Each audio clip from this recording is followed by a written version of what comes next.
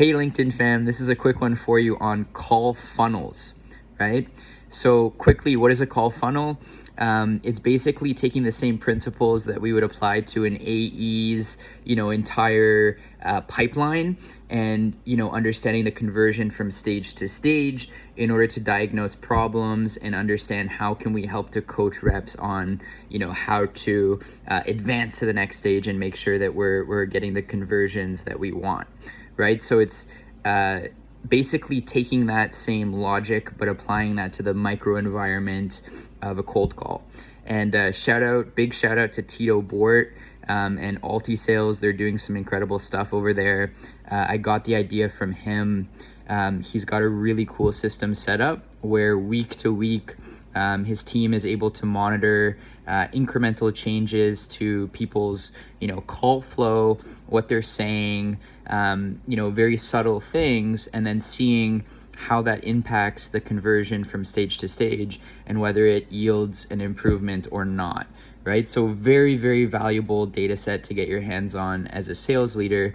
And basically it enables you to put your finger on where there are blockages as well. So if you're coaching your reps, you can better understand how to hone in on the particular problem and then help them ensure that more of their calls are advancing further.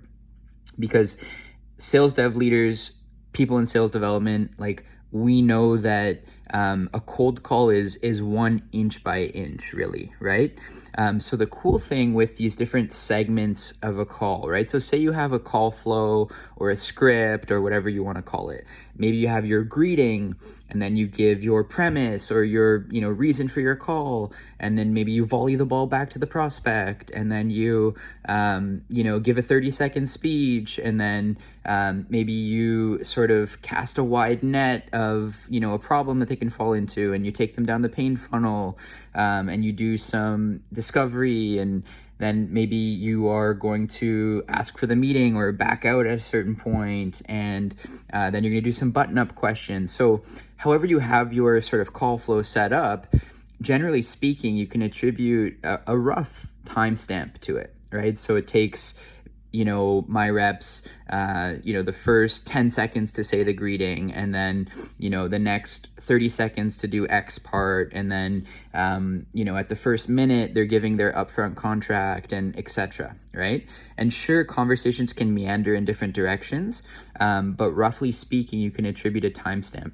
So if you're using a tool like Outreach, SalesLoft, or anything where you're getting call duration as like a field in Salesforce, then check out what I've done below. You can set up a really kind of quick and dirty report to help diagnose what's going on. So the one I'm showing here is for the beginning of a call. We all know a lot of problems occur in the beginning of the call and the end of the call. You can do the same thing for as many duration buckets as you want, basically. Then what I can do is, week to week, month to month, I can look at really vast data sets, and I can understand where is this rep getting stopped. I can click in, I can see all of the calls, I could even layer on different sentiments as well and understand where are reps getting not interested? Where is this rep, booking their QC meeting all of the time, or those sorts of things, right? And then I can hone in, I can look at the call recordings, I can hear what's going on and all of that, right? And it doesn't always mean that it's a good call if it's, 3 minutes long or that sort of thing. But we do know that in order to have a substantive conversation, it's got to be a fair length of time. So I found that this works really well to be able to hone in and diagnose these issues. Let me know what you think. Happy to help anyone build this report out. It's a quick and dirty way to do it.